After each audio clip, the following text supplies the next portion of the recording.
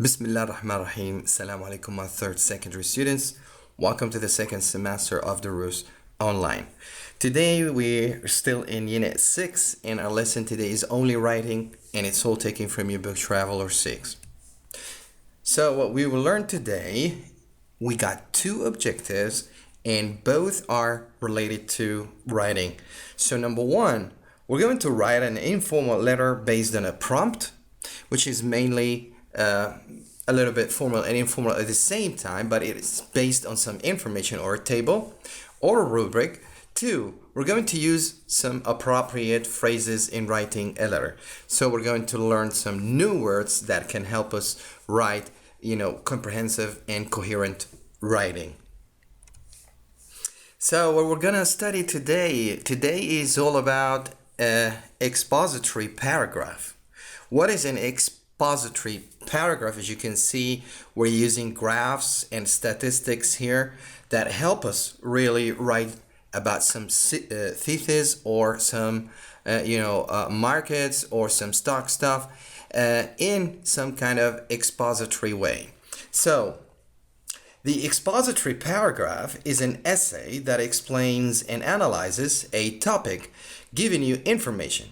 So it gives you information, an explanation, facts, or some kind of illustration. So you get some facts. So you're dealing with numbers, statistics, and graphs. So expository comes from the term expose, meaning to reveal, to tell.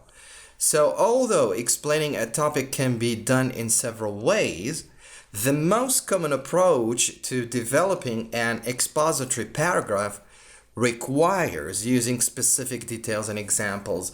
So if you're writing about, stock market, you need examples, you need numbers, you need things that are, unquestionable and full of facts. And also it requires adequate and precise analyzation of some matter or problem. So the expository paragraphs really has essentials or basics, which are you need to identify the topic or the thesis you're writing about. You need to say, oh, I'm writing about oil market, I'm writing about gold market. So you think about this and then you choose an angle that is interesting to you.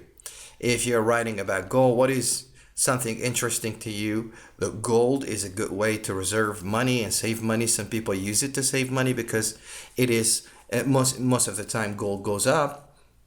You need it when you get married. You need it to give somebody as a present and so on. Then you need to list facts and details. Every fact has details and example. For this, you can include the most important and the most interesting things. So try to have a solid example and a very related, unquestionable fact. Then you need to pump up ideas, enrich ideas. Like you include reasons, you include examples, facts, codes, numbers, statistics, and graphs. And also, you need to ground and organize your ideas. You don't start like 1, 5, 10. No. Always, and for any kind of writing, we need to have a draft first. So you need to organize your ideas so they look coherent and in sequence. So you need to sort your details into the beginning, middle, and end. That is for every writing. We have introduction, then we have the body and the middle of the paragraph, and then finally the conclusion. And then you can use topic related words. You can use some terminology that, if you're writing about stock market and financial problems, you need to use certain vocabulary that are related to it. Like, sound like an expert with vocabulary terms. So describe and give examples. Use precise nouns, verbs, and verbs to explain ideas. Some verbs are more effective than others to explain. And also you can use more words that can help you write coherent writing, such as connectors, like in the beginning, first, second, to be honest, as we have seen, moreover, nevertheless, at the end of the day, finally, and so on. So the expository paragraph Also, we can list it to you again. We can rephrase all what we've done. When writing an expository essay, get a clear idea of what your essay should be focused on. So, we just said this at the beginning. Identify the topic. 2, write in a formal and impersonal style. Don't write I think, I. No. Write in a general way, in an impersonal style, and in a formal language, strong language. 3, use a topic sentence to introduce each paragraph, especially in the main part. So every paragraph has a topic sentence. 4, do not develop your ideas in the introduction and do not introduce new ideas in the conclusion. So keep the introduction and the conclusion, the first paragraph and the last paragraph, away from the most important ideas. In the introduction, you write about what you're gonna write about and give a general idea about it. And finally, in the conclusion, you may give your opinion or sum up and summarize things. But don't include in the beginning or in the introduction and the conclusion something very basic and important. 5, use a wide range of vocabulary and structures. Use different tenses, different ways of, rephrasing. Try to be short. Most of the time, it's always better to use short sentences and avoid, long sentences where the subject and the object can be, very vague and missing. And so this will result in, bad coherent writing. So always try to use strong vocabulary, related vocabulary, and nice structures. 6, do not translate from your own language. Try to think in English instead. Don't try to get things from Arabic into English. Sometimes these stuff don't work.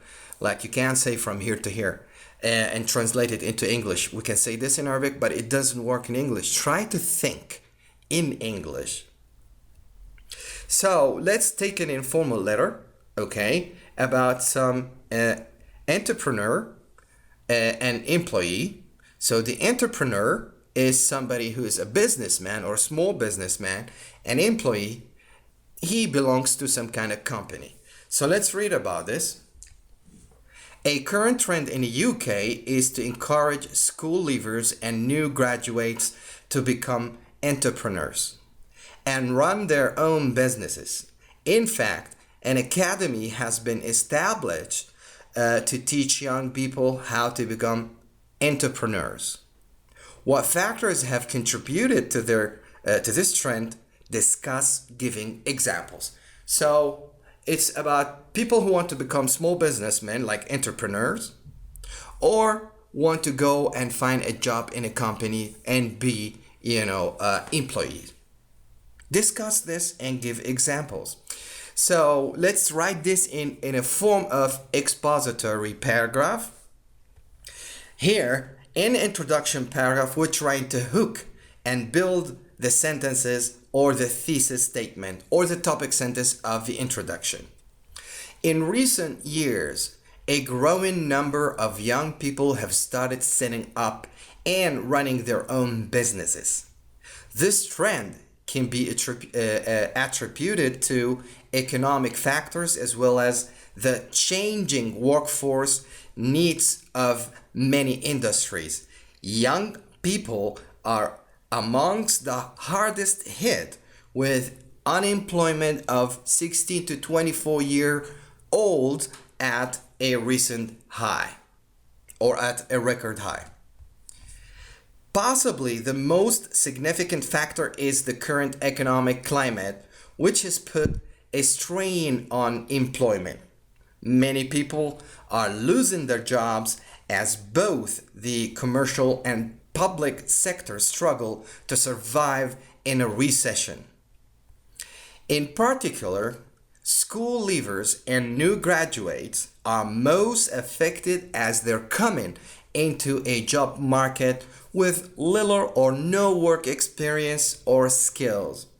Moreover, in major employment sectors such as agriculture, manufacturing, and services, the use of advanced technology is reducing the number of jobs available as people find themselves being replaced by machines. Now consider, for instance, how common automated gas pumps, ATMs, and vending machines are. A large section of the workforce has been affected by these changes. Consequently, school leavers who are left with fewer job opportunities have been obliged to find alternative solutions. And here, the body paragraph, we just wrote 2 or 3 paragraphs, which is the body of the middle. We had some topic sentence for every paragraph. We got supporting sentences, which, they are concluding sentences, and every supported sentence has an example or a fact or a solid example. This is now the conclusion, where you can see in the conclusion we're going to conclude and finish the paragraph and restated thesis, and we give the summary of a main idea, final thought as a final thought. Okay, let's see the conclusion now. To sum up, it is clear that nowadays anyone entering the workforce for the first time will have to use their initiative and creativity in order to succeed. In a world where jobs are few and far between, imagination and drive are what counts towards success. So this is the end. We just included, we made a thesis out of it, and we summarized the main idea, and we gave the final thought for our writing. So that was all for today. So what we have learned today, it was just how we write an expository essay. It includes the same form of a style, which has introductory paragraph, the body paragraph, mainly 1 to 3, and finally the conclusion or the concluding paragraph. Now for the introductory paragraph, we try to hook, okay, and build sentences and thesis statement. And in a body, we got topic sentence for every paragraph, supporting sentences, and concluding sentence. And finally, in the conclusion, we have restated the thesis or rephrased the thesis, and we got a summary of the main idea, and we gave a final thought.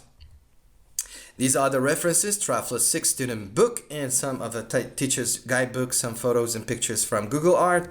And for more information and listen, you can visit our website, ain.edu.sa. Follow us on Twitter, ain_edu, and call us on this number for any updates or inquiry. That was all for today. Thank you for watching this. Until I see you again, have a good day, and assalamu alaikum.